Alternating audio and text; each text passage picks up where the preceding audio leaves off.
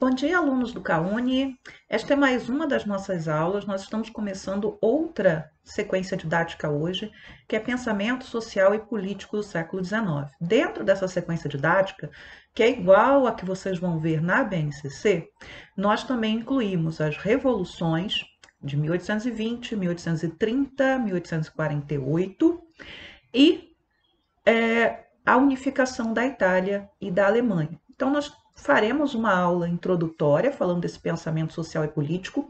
Vai ser uma aula mais longa porque vocês ainda não viram essa aula na BNCC. Esta aula que eu estou gravando entra no ar na segunda-feira e vocês começam a ver a sequência didática na quarta-feira.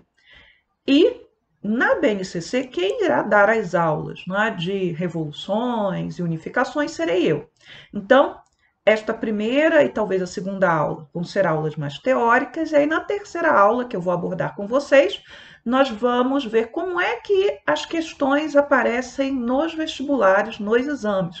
Então, faremos um resumo e apresentaremos uma questão e seguiremos assim, seguindo o modelo que nós vimos ao longo do primeiro trimestre e do início desse segundo trimestre também. Então, o século XIX ele é marcado por grande agitação política, por uma nova revolução industrial, que vocês já viram que é a segunda revolução industrial. Alguns historiadores vão colocar o início da segunda revolução industrial na década de 1850, outros já começam na década de 1840, mas o maior consenso é 1850. Então, 1850, 1950, segunda revolução industrial.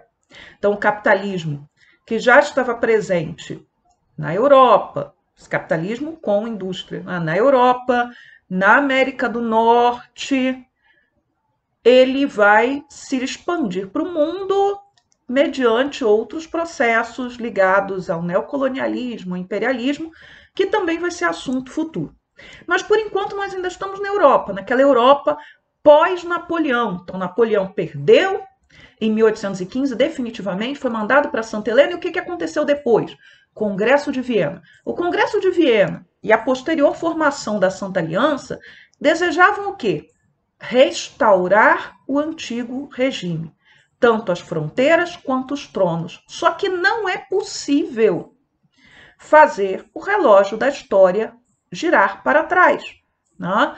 As ideias iluministas que tinham se concretizado tanto na Revolução Americana, quanto na Revolução Francesa, quanto na Revolução Haitiana, elas não podem ser sufocadas. Você não vai conseguir fazer com que aquelas ideias, que eram as ideias de que todos os homens tinham direitos naturais, vida, liberdade, propriedade e o direito de buscar felicidade, de que o Estado era um Estado mediante consenso dos seus cidadãos, que você era o cidadão agora, você não era mais o súdito só obedece, que o rei não era rei por direito divino, tá?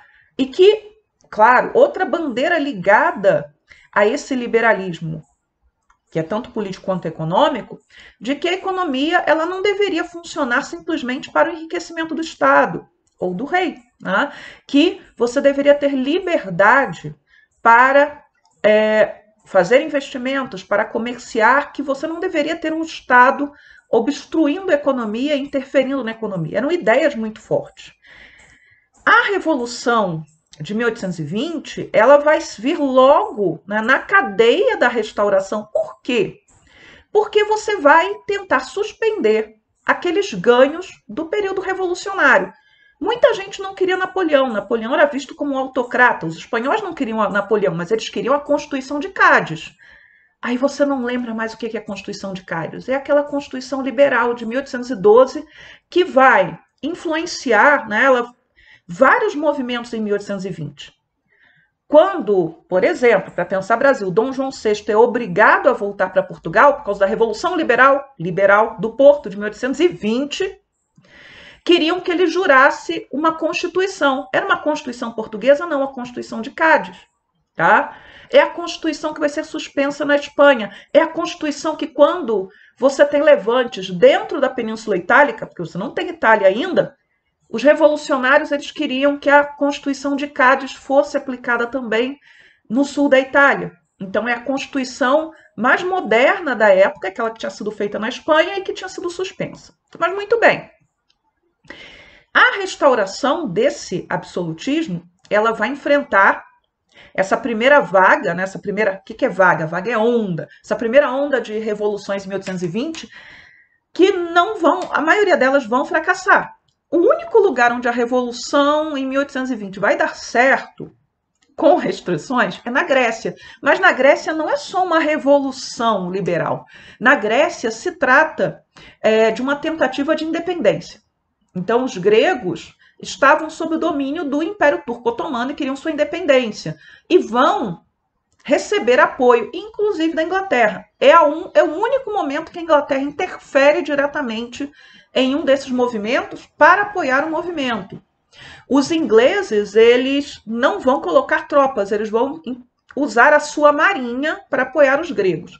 Então, salvo a Grécia, então, fracassa em Portugal, e a gente vai ver mais adiante, né, detalhes maiores, porque isso envolve o Brasil, fracassa na Espanha, fracassa na Itália. Primeira leva de revoluções. Mas aí, em 1830, temos uma nova leva de revoluções. Essa nova leva, né, essa nova onda de revoluções, elas já não conseguem mais ser contidas pela ação da Santa Aliança e de outras forças. Então, na França, você derruba a monarquia absoluta, que era Bourbon, mas você vai colocar o que no lugar? Outra monarquia, mas uma monarquia de aspectos liberais, uma monarquia moderna, que estaria olhando para a Inglaterra como seu modelo, que é a monarquia liderada pelos reis da Casa de Orleans, a mesma que vai, né, se unir via casamento com a Casa Imperial Brasileira, os Orleans e Bragança. Então, a Casa de Orleans assume o governo da França. É nesse momento também que você consegue ter uma vitória também na Bélgica, com o apoio da Inglaterra, em que você vai criar a Bélgica. Por que eu estou dizendo criar a Bélgica? Porque a Bélgica não existia. E aí é importante, né? É um momento de criação dessas nacionalidades, dessas nações. Você tinha povos, você tinha identidade, mas agora você vai, mediante o estímulo externo e interno, mediante o estímulo das ideias que vieram lá do liberalismo, da Revolução Francesa, da Revolução Americana, de que todo povo tinha o direito de escolher o seu próprio destino, você vai delimitando essas nacionalidades. Esse princípio, né, que legitima esse desejo, né, de um povo de ter seu próprio Estado-nação, e eu vou falar mais disso não nesta aula, mas na aula que a gente for falar de unificações e também na BNCC, é o princípio da autodeterminação dos povos. Esse princípio ele só vai ser posto no papel e delimitado lá depois da Primeira Guerra Mundial. Vocês vão voltar a falar dele ano que vem, no terceiro ano, mas é a ideia de que todo povo teria o direito de se autogovernar, de realizar escolhas sem a intervenção de outros povos e exercer soberanamente seu direito de determinar seu próprio estatuto político, seja ter um estado ou território ou não. Isso é uma ameaça nesse momento? Com certeza. Você ainda tem dentro da Europa grandes impérios. O Império Russo. Então, por exemplo, os poloneses são um povo à parte. São uma nação, vão começar a construir a ideia de que, sim, eles têm o direito a ter o seu Estado-nação independente. No caso da Polônia é muito mais grave, porque os poloneses já tinham sido independentes antes. Quando você olha para o Império Austríaco nesse momento, o Império Austríaco, que daqui a pouco vai ser austro-húngaro, porque eles vão ter que ceder para os húngaros o direito aos húngaros de terem a sua nacionalidade reconhecida, de que eles são húngaros, eles não são austríacos. Você tem dentro do Império Austríaco uma miríade de povos, principalmente se você olha para a região dos Balcãs. Hoje, se você pega o mapa da Europa, você tem lá dentro Sérvia, Croácia, Eslovênia, Bósnia, tudo isso era Império Austríaco, fora outros territórios, pedacinhos da Itália. A Itália estava fragmentada em vários reinos, principados, parte dela submissa ao Império Austríaco. Então, durante esse século XIX, você começa a criar essa ideia de que um povo tem o direito de escolher o seu destino. Isso vai valer para italianos, para alemães, isso vai valer para povos dentro do Império Austríaco, e isso tudo começa a entrar em ebulição na terceira onda revolucionária, que é de 1848, a chamada Primavera dos Povos. Então tem esse nome bonito, porque tudo começa na Primavera Europeia, aí você vai ter meses, né, de movimentos em vários lugares, que na França vai resultar na queda da monarquia dos Orleans, e numa breve república, para depois entrarmos em outra monarquia. Mas falaremos disso em outra aula, tá? Mas a nossa aula de hoje, ela não é para falar especificamente dessas vagas revolucionárias, mas para falar do pensamento, né, que impulsiona dos vários pensares políticos, das ideias políticas que estavam em evidência no século XIX sendo construídas. E essas ideias que vão ser construídas no século XIX, elas são um desdobramento de um processo que começou lá atrás, no século XVII, que é o amadurecimento e a consolidação do capitalismo, que no século XIX, dentro da Europa, ele já está maduro. Ah, professora, isso quer dizer que toda a Europa fosse capitalista? Ainda não. Você ainda tinha servidão dentro da Europa. Há países que estão abolindo a servidão no século XIX. No início do século XIX, e a Rússia, que aí a Rússia pega a Europa e a Ásia, somente depois de meados do século XIX. Mas na França, na Inglaterra, em vários estados alemães, o capitalismo já está plenamente consolidado. No norte da Itália, o capitalismo já está consolidado, ou em vias de. Na Bélgica, a mesma coisa. E aí nós temos algumas questões que são típicas do capitalismo que vão gerar essas angústias e esses problemas nesse século XIX. Primeira coisa é a transformação do trabalho em mercadoria. Agora, o que regula as relações de trabalho não são mais os costumes, as tradições, algo que vem lá das estruturas feudais. O que regula as relações de trabalho é o pagamento, é o lucro e, nesse momento, principalmente os interesses do patrão. O trabalho, então, ele é vendido e ele é comprado. Você não tem mais aquela certeza por parte do trabalhador de que, por exemplo, que era algo típico, né, antes do capitalismo, que se, por exemplo, houvesse fome, faltasse pão, o senhor feudal ele tinha o dever de redistribuir os excedentes de produção. O governo, o rei, ele era rei e ele tinha reservas que poderiam ser distribuídas ao povo, porque o rei era bom. Agora não, as relações são outras. Agora nós temos negócios. Nesse processo, você vai criar o proletariado. Aí você assim, o que é proletariado?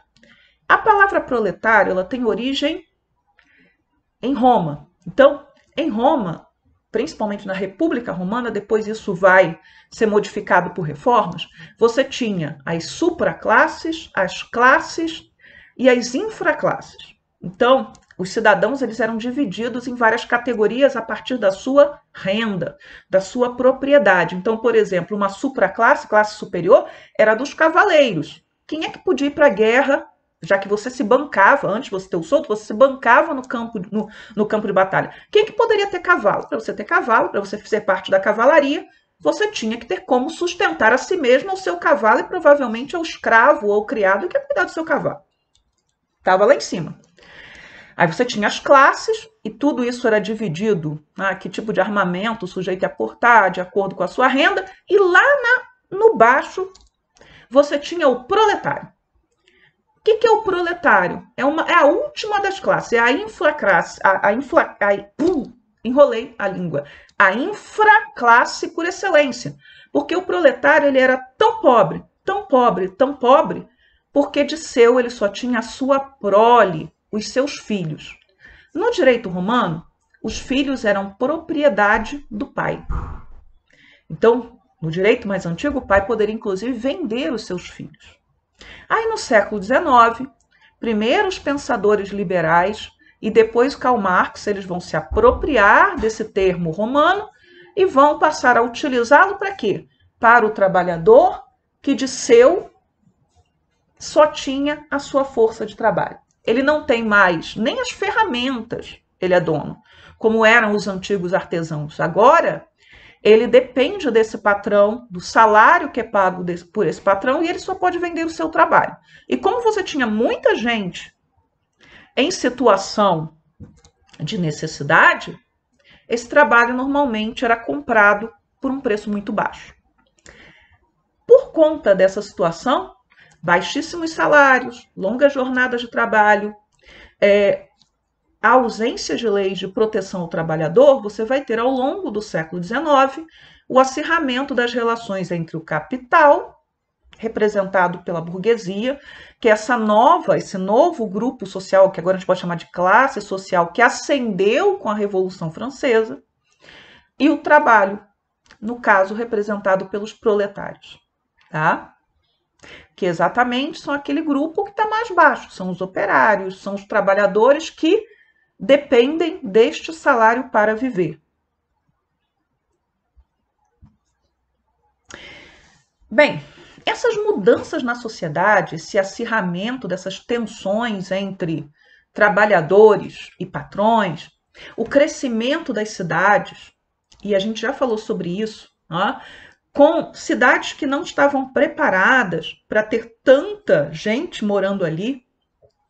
Então você tem a criação de bairros que são bairros insalubres, você tem a explosão de doenças que são doenças contagiosas, você tem altas taxas de desemprego, porque muitas vezes era mais lucrativo contratar mulheres e crianças porque você pagava menos, então muitos homens desempregados, você tem o aumento das taxas de violência, do suicídio, do alcoolismo, da prostituição, e tudo isso vai ser percebido por cientistas, percebido por políticos, percebido por religiosos. Eles vão tentar dar as suas respostas, cada qual no seu campo. E então, dentro da universidade, você vai ter o desenvolvimento de uma ciência que é voltada para o estudo da sociedade, dos problemas da sociedade, a análise desses problemas e, em alguns casos, o oferecimento de alguma solução. O nome dessa ciência é sociologia.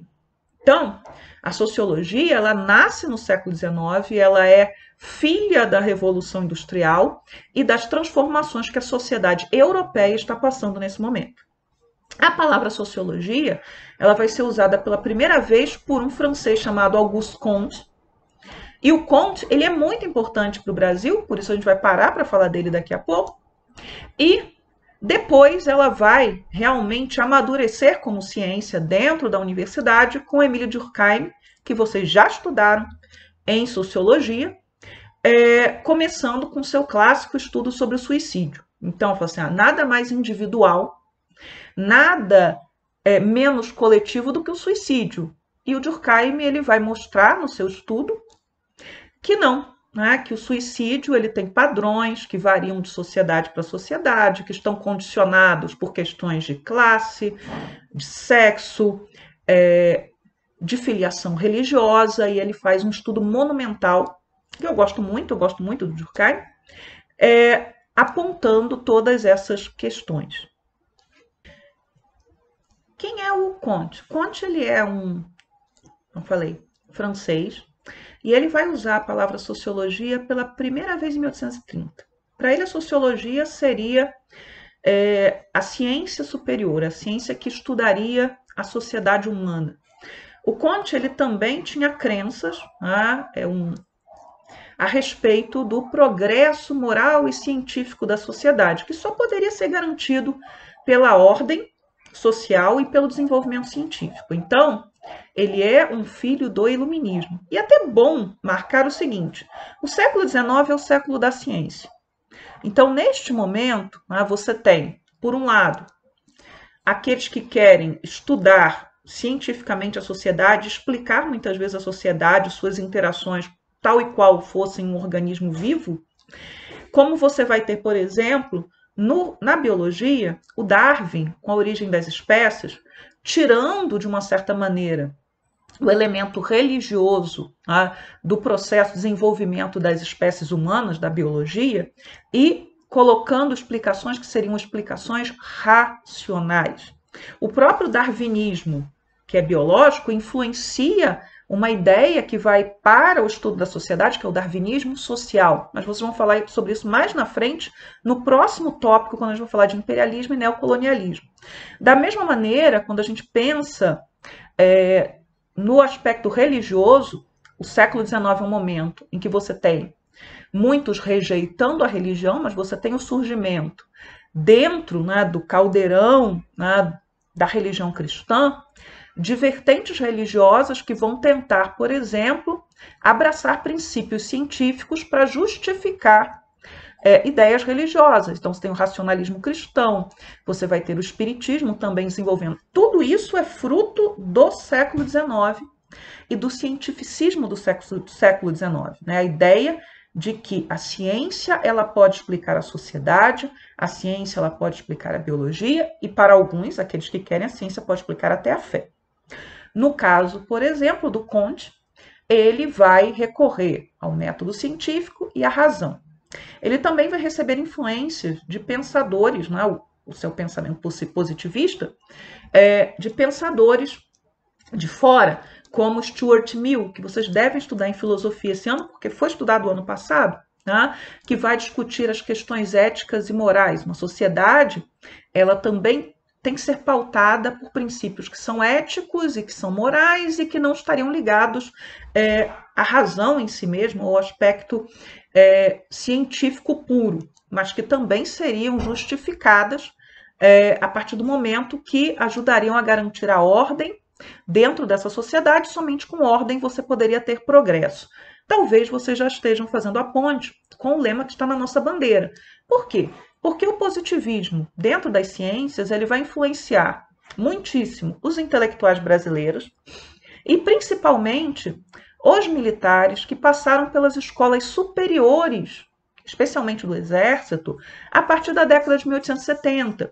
Por isso que quando você vem à República, e os positivistas eles são republicanos porque eles defendem que aqueles que devem governar devem ser aptos para isso, então o mais apto deve governar, e numa monarquia tradicional, quem governa porque é filho do rei, porque é o herdeiro, e nem sempre aquele que é o mais velho é o mais competente, ele simplesmente é o mais velho. Então é a tradição e não a razão que está ditando essa sucessão monárquica. Então, os positivistas, eles são, a princípio, republicanos, eles defendem a razão, eles defendem o uso da ciência, eles defendem o Estado laico.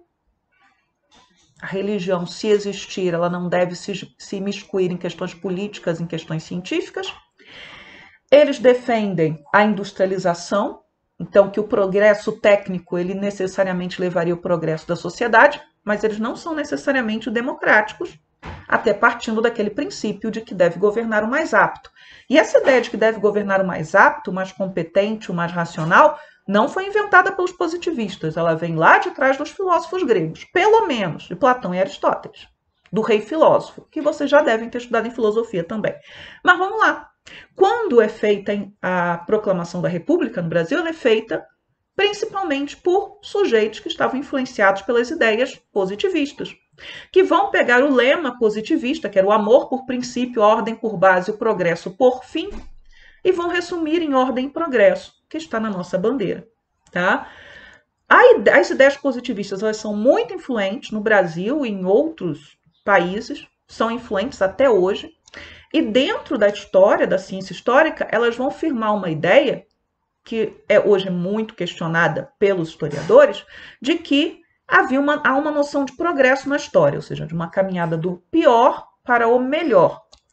Uma outra questão curiosa é que, como os positivistas, muitos deles rejeitam a religião tradicional, que no caso da França, que no caso do Brasil seria o catolicismo, eles vão criar uma religião para eles mesmos, que seria baseada na ciência e na razão. Então, no Rio de Janeiro, em Porto Alegre, você tem a Igreja Positivista. Então, se vocês passarem lá pela rua Olavo Bilac, no bairro da Tijuca, no Rio de Janeiro, talvez alguns de vocês conheçam, vocês têm lá a Igreja Positivista. Olavo Bilac foi um dos grandes positivistas brasileiros e figura importantíssima da Primeira República. Verão isso ano que vem. Então, Continuemos. Então, o positivismo é a primeira vertente da sociologia e é uma vertente que ela não vai oferecer, a princípio, para os problemas da sociedade, resoluções que seriam resoluções, vamos dizer assim, democráticas, de elevação desses trabalhadores, mas que seriam de cima para baixo. É preciso criar uma hierarquia, reforçar uma ordem, porque somente assim a sociedade vai ser estabilizada e teremos progresso.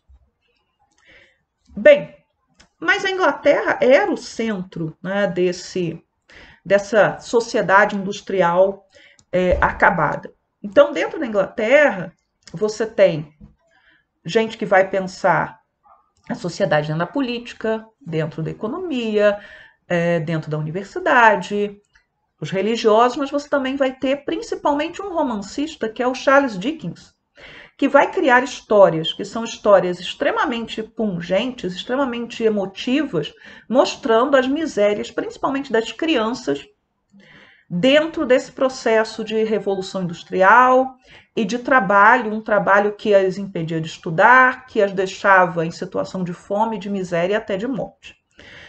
Então, as histórias do Dickens, elas tinham também um grande apelo social e elas ajudaram, de uma certa maneira, a impulsionar reformas e mudanças. Então, aqui está a capa do Oliver Twist, que é, junto com o David Copperfield, os dois romances que ele vai falar dessa infância da criança que trabalha.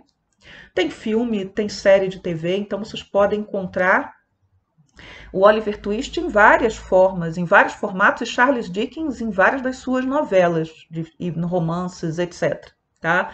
Um que talvez todo mundo já deva conhecer, e talvez não lembre que é do Charles Dickens, mas aparece em desenho animado, diverso, é o Conto de Natal. O fantasma do Natal passado, o fantasma do Natal presente, o fantasma do Natal futuro. E no centro você tem um homem extremamente avarento que não se preocupa com as pessoas que ele explora, com as pessoas que ele paga mal e por aí vai. E nem com seus parentes. Mas muito bem. Sigamos. Dentro dessa Inglaterra do Charles Dickens, dentro dessa Inglaterra da Revolução Industrial, nós vamos ter o grande movimento e grande primeiro movimento de trabalhadores. Aí vocês devem estar lembrando da prova lá, qual foi acho que foi a A2, né, que falou do ludismo. O ludismo foi o primeiro movimento de operários, né? Mas como é que esses operários eles pensavam a sua situação? Eles acreditavam que o grande vilão que tornava a vida deles miserável era a máquina. Então, se eles destruíssem a máquina, se eles matassem os patrões, em alguns casos, tudo estaria resolvido. Os cartistas, eles já conseguem perceber que a situação ela depende de uma mudança mais ampla da sociedade. Então, em 1832, houve uma reforma eleitoral na Inglaterra.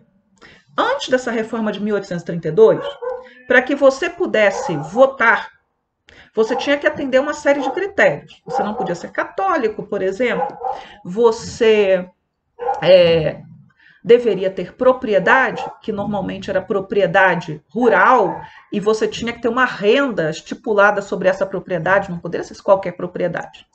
Com a reforma de 1832, você vai dar o direito de voto, vai estender o direito de voto para os pequenos proprietários, para os arrendatários rurais. O que é um arrendatário? Aquele que aluga a terra de outro, que era uma condição muito comum. Então, era um sujeito que não tinha terra própria, mas arrendava a terra de uma propriedade de um duque, de um conde, de um príncipe, etc, etc, etc. E os donos de lojas, pequenas, não os grandes comerciantes, os donos das lojas.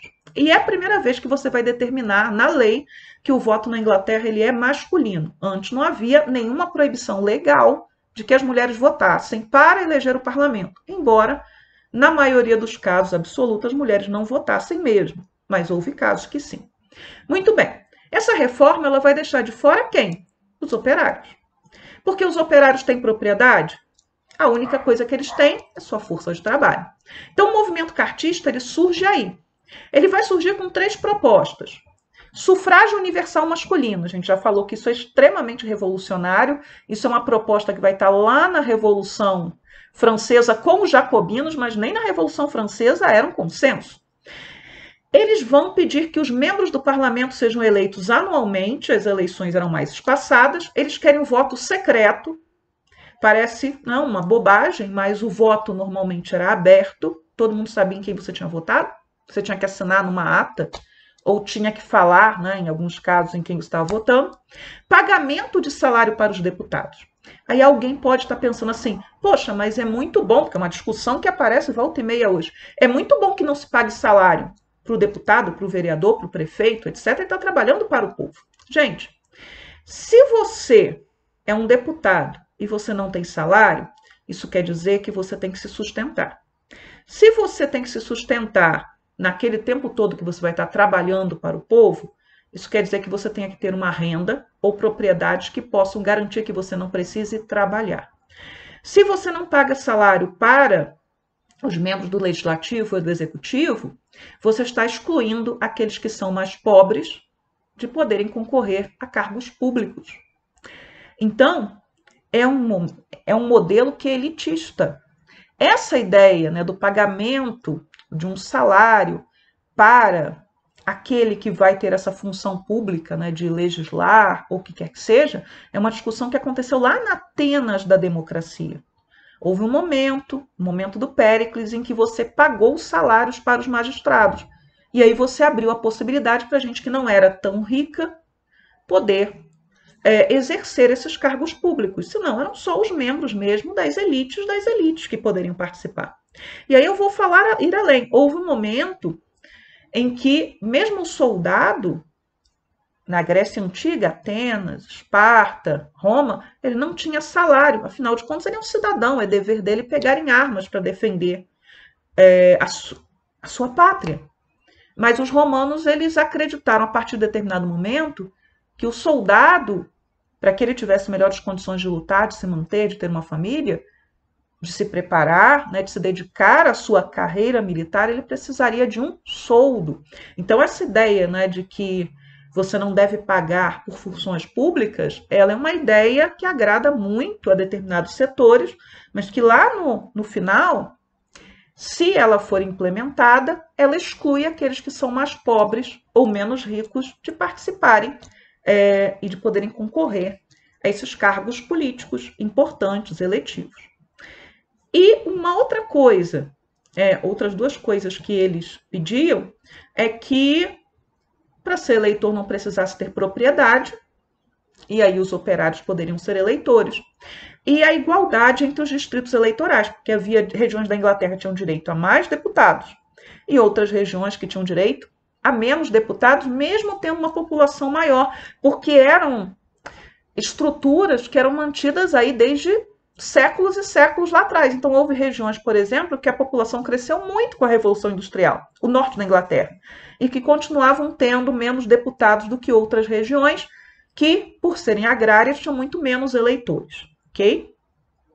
O movimento cartista, ele vai se estender aí da década de 1830, 1838, eles entregam a carta ao parlamento, a petição, até 1948, em que você vai ter as grandes manifestações, que em inglês são demonstrations, né, manifestações de rua, cartistas, pedindo esses direitos de voto, essa reforma eleitoral, mas também pedindo, porque eles vão estender esse quadro, né, de demandas, a questões outras, como a regulamentação da jornada de trabalho. Primeiro o desejo eram 10 horas de jornada de trabalho, depois, mais adiante, isso aí pós-movimento cartista, você já vai pedir por 8 horas, né? Que o parlamento regulamentasse os salários, ou pelo menos estabelecesse um salário mínimo, né? Aquilo, ninguém pode ganhar menos do que isso, e também restrições ao trabalho feminino e infantil. O movimento cartista forte vai de 1838 a 1848, mas até 1857 você ainda tem ecos dessas demandas cartistas, porque o parlamento vai fazer reformas impulsionados por esses pedidos desses trabalhadores. Mesmo tendo reprimido, muitos dos líderes cartistas foram presos, passaram anos na prisão, até que o movimento ele se desmobilize, mas a desmobilização não fez com que as ideias fossem esquecidas. E esse movimento cartista vai ter influência no movimento sindical dentro da Inglaterra e dentro da Europa. Uma demanda importante dos cartistas era o sufrágio universal masculino. Então, o voto para todos os homens, estamos falando de mulheres. Quando é que a Inglaterra vai dar o sufrágio universal masculino? Só depois da Primeira Guerra Mundial. E aí, você concede o direito de voto a todos os homens maiores de 21 anos, não precisavam mais ter propriedade, e se esse homem tivesse lutado na Primeira Guerra, ele poderia votar a partir dos 18. E depois da Primeira Guerra, você possibilita o voto feminino para o parlamento, porque as mulheres elas estavam impedidas de votar para o parlamento e não necessariamente para outros cargos de ordem municipal, dentro dos condados, etc.